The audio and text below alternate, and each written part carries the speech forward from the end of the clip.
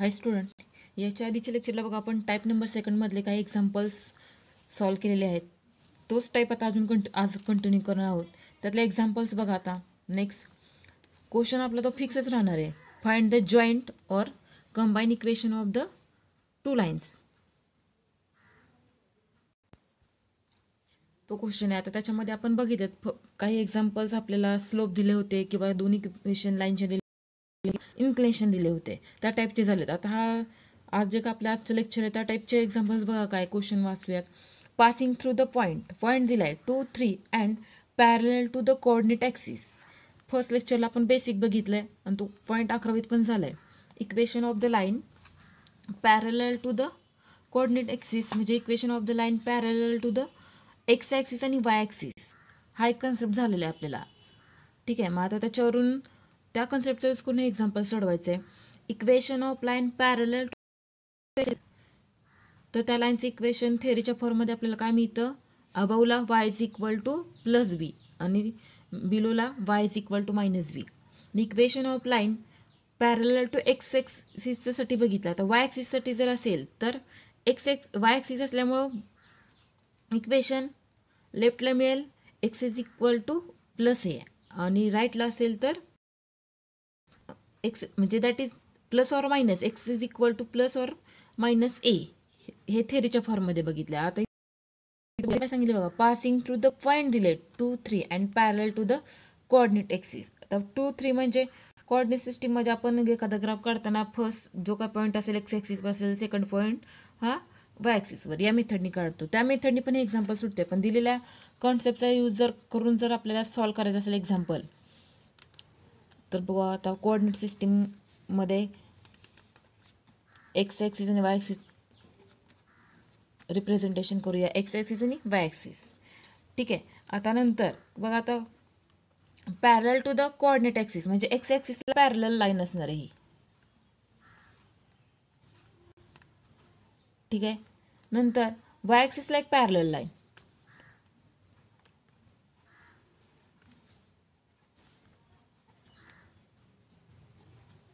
X ॲक्सिसला parallel line काढली, Y ॲक्सिसला पॅरलल लाईन काढलेली आहे. हा झाला कसं. आता एक्स ॲक्सिसला पॅरलल लाईन काढली ही. ठीक आहे. पण ही लाईन कुठं कट करते?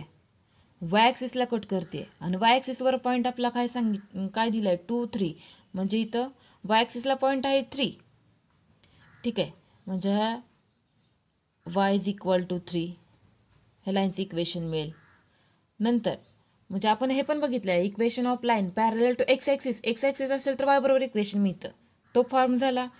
आणि ती लाईन वाय ॲक्सिसला पण कट करते आणि point y is equal to 3 त्या फॉर्मनी पण येते. नंतर equation of line parallel to Y axis. तर वाय ॲक्सिसला पॅरलल जर घेतली तर ती लाईन एक्स ॲक्सिसला कट करते. ठीक आहे. आता एक्स ॲक्सिसला कट करते आणि एक्स ॲक्सिसवरचाच पॉईंट काय एक्स इज इक्वल टू 2. दिलेल्या कन्सेप्टनुसार सुद्धा आपल्याला सोडवता येत. बघितलेल्या कन्सेप्टनुसार किंवा जे कोऑर्डिनेट इज इक्वल टू 2 आणि वाय इज इक्वल टू 3 हे सिम्पल मेथडनी पण आपल्याला इक्वेशन म्हणजे वाय इज इक्वल टू आणि x is equal to value कळत आहे. बघा अजून एकदा. एक्स ॲक्सिसला पॅरलल लाईन जर काढली तर इक्वेशन बरोबर मिळतं. आणि वाय ॲक्सिसला जर पॅरलल लाईन जर काढली तर ते एक्स ॲक्सिसला कट करते सांगितलंय. आणि एक्स ॲक्सिसवरचाच पॉईंट 2 आणि वाय पॉईंट 3. ठीक आहे. आता 2 इक्वेशन मिळाले. इक्वेशनच्या फॉर्ममध्ये लिहूया. जे काही गिव्हन दिले ते लिहूयात. Therefore the lines passing through the point delay 2, 3 and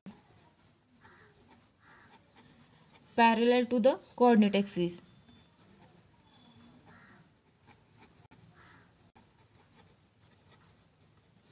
from figure. मग त्याच्यावरून त्याचे आपले इक्वेशन मिळाले. their equations are x is equal to 2 and y is equal to 3. ठीक आहे. आता हेच इक्वेशनच्या फॉर्ममध्ये आपण लिहूया. दॅट इज एक्स हे प्लस इकडे आल्यावर -2 is equal to 0. First equation लाईनचं मिळालं. नंतर y is equal to value plus इकडे आल्यावर मायनस इज इक्वल टू 0 हे दोन लाईन मिळाले, u इज इक्वल टू आणि v इज इक्वल टू. आपल्याला कंबाईन किंवा जॉईंट इक्वेशन काढायचं क्वेश्चन आहे. मग त्याच्यावर देअरफॉर द कंबाइंड किंवा equation of this lines is, first line है x minus 2, second into y minus 3 is equal to 0.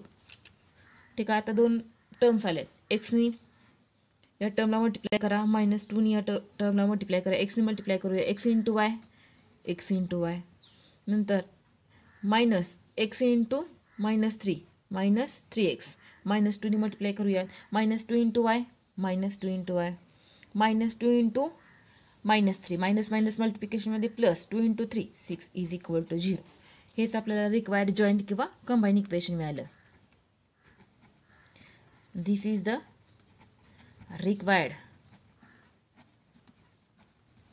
Combined equation किंवा जॉईंट इक्वेशन. ठीक आहे. हा क्वेश्चन झाला थेरीच्या फॉर्ममध्ये. 2 मार्काला तुम्हाला सॉल्व म्हणून पण विचारलं जाऊ शकेल किंवा MCQच्या फॉर्ममध्ये 2016ला विचार. हा क्वेश्चन कसा दिलाय, द जॉईंट इक्वेशन, या जॉईंटला दुसरं नाव आहे कंबाईन इक्वेशन. न्यू सिलेबसमध्ये हा पॉईंट रिमार्कमध्ये म्हणून दिलेला आहे.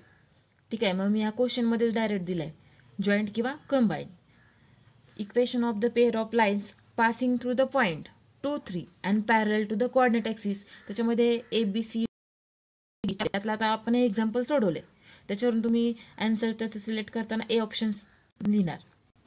ठीक आहे. पण जर हा दिला तर तुम्हाला हे सोडवायला लागणार. कशा मेथडनी, या मेथडनी 2, 3 इक्वेशन ऑफ लाईन पॅरल टू एक्स ॲक्सिस सांगितलं तर y बरोबर इक्वेशन मिळतं आणि y ॲक्सिसला पॅरल असेल तर x बरोबर, किंवा साधं सोपं पहिला point x is equal to आणि दुसरा point y is equal to, त्या मेथडनी इक्वेशन सोडून सुद्धा तुम्हाला मिळू शकते. ठीक आहे. नेक्स्ट क्वेश्चन बघा, passing through the point 3, 2 and parallel to the lines x is equal to 2 and y is equal to 3.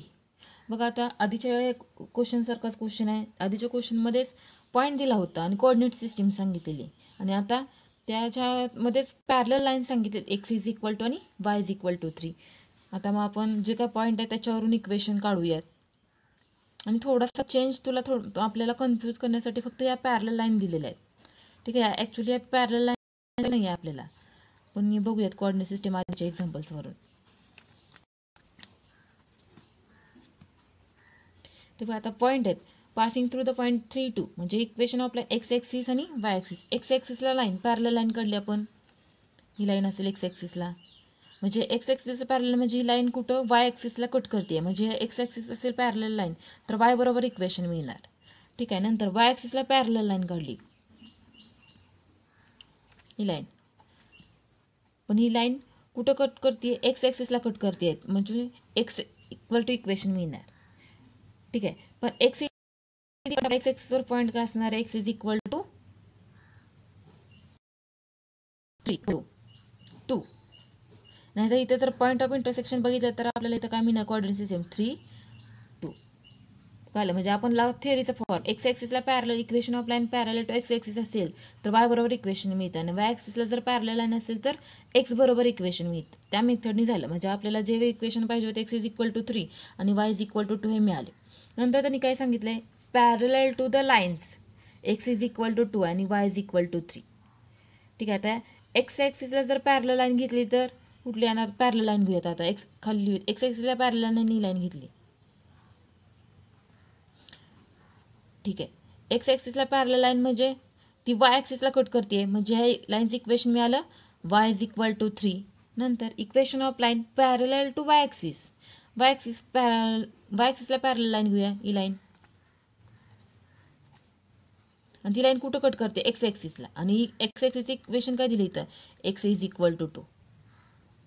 ठीक आहे. पण आपल्याला इथं पासिंग थ्रू द पॉईंट दिलेत, म्हणजे हे 3, 2 हेच एक्स इज इक्वल टू 3 आणि वाय इज इक्वल टू 2 हे इक्वेशन घ्यायचे आहेत आपल्याला जॉईंट इक्वेशनसाठी. हे फक्त कन्सेप्ट म्हणजे आपल्याला थोडं कन्फ्युजन करण्यासाठी हा लाईन पॅरलल मेन्शन फक्त केलेले आहे. ठीक आहे. जे काय गिवन दिलं आहे ते लिहूया तिथं, the lines passing through the point 3 2 and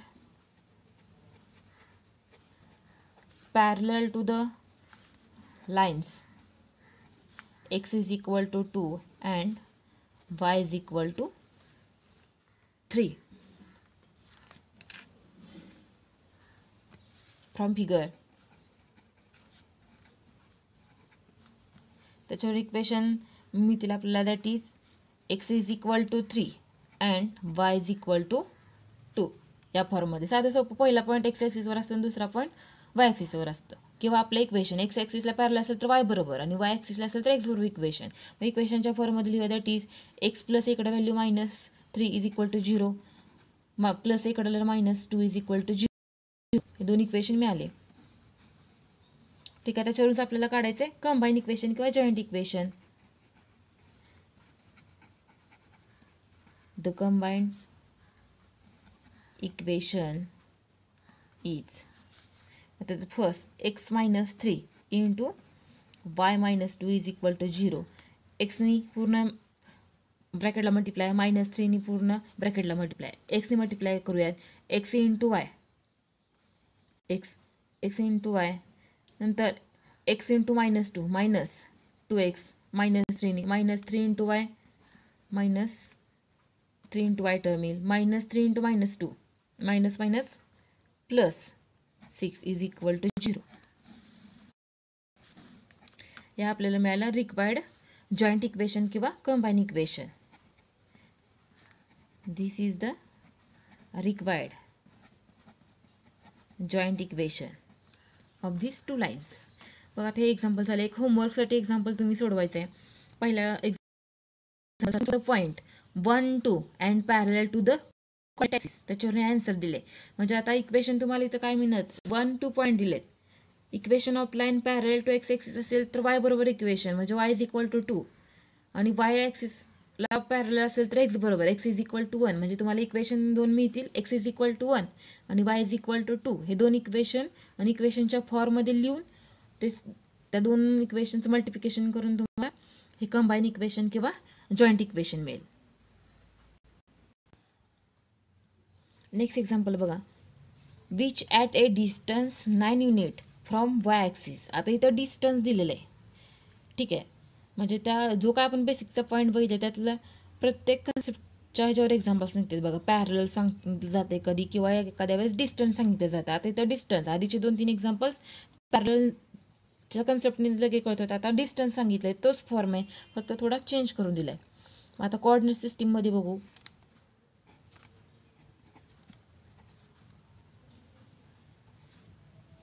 x axis, Y axis. Which at distance 9 units from Y ॲक्सिसपासून, म्हणजे वाय ॲक्सिसपासून डिस्टन्स सांगितलं आहे 9 युनिट. ठीक आहे, आता वाय ॲक्सिसपासून म्हणजे थोडक्यात इक्वेशन ऑफ पॅरलल लाईन हा कन्सेप्ट तर आहेच. म्हणजे वाय ॲक्सिसला पॅरलल लाईन असणार आहे, हा कन्सेप्ट आपल्याला तिथे लक्षात यायला पाहिजे. बघा आता वाय ॲक्सिसला पॅरलल लाईन, वाय ॲक्सिसलाच पॅरलल आणि तिथून डिस्टन्स हे किती असणार आहे, 9 युनिट. ठीक आहे, मग आता इथं राईटला असेल तर इक्वेशन ही लाईन वाय ॲक्सिसला पॅरलल लाईन आहे, ही लाईन कुठं कट करते, एक्स ॲक्सिसला कट करते, म्हणजे एक्स ॲक्सिस बरोबर इक्वेशन येईल. पण इकडं राईटला आहे त्यामुळे इथं पॉईंट प्लस असतात, त्यामुळे एक्स इज इक्वल टू 9. नंतर इकडं लेफ्टला आहेत, एक्स ॲक्सिसलाच कट करते, वाय निगेटिव्ह पॉईंट असतात, त्यामुळे इक्वेशन इथे मिळेल एक्स इक्वल टू -9. दोन लाईन हा concept. Equation of line parallel to x axis असेल तर वाय बरोबर मिळणार, कारण ती लाईन वायला कट होते. आणि equation of line parallel to Y axis असेल तर ती लाईन एक्स ॲक्सिसला कट करते, त्यामुळे equation x is equal to मिळेल प्लस और मायनस लेफ्ट आणि राईटमुळं. हे दोन इक्वेशन मिळाले. इक्वेशनच्या फॉर्ममध्ये करून आपल्याला जॉईंट किंवा कंबाईन इक्वेशन काढता येईल. मग सॉल्व करूयात. The lines are at a distance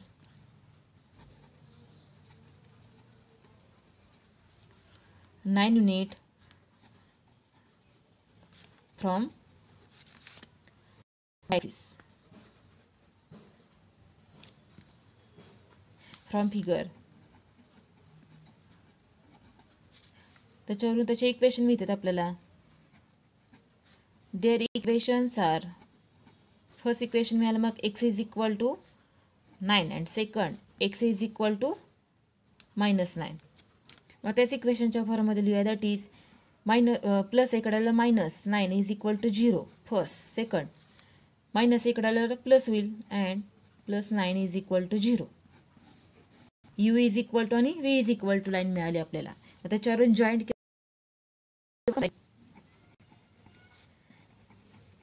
the combined equation of this lines are, त्या दोन लाईन u आणि v, त्या दोन लाईनचं multiplication x -9 and into x +9 is equal to 0. एक्सनी मल्टिप्लाय करू शकता, -9 मल्टिप्लाय करू शकता, किंवा काय हो मायनस आणि प्लस आहे a² - b² फॉर्म्युला. मग त्याच्यावरून x² - 9² इज इक्वल टू 0 किंवा therefore x² - 81 is equal to 0. कुठला concept, a² - b² is equal to a + b into a - b. हा फॉर्म्युला यूज केला किंवा डायरेक्ट मल्टिप्लिकेशन केलं तर तुम्हाला तेच इक्वेशन मिळणार आहे. हेच तुम्हाला विच इज रिक्वायर्ड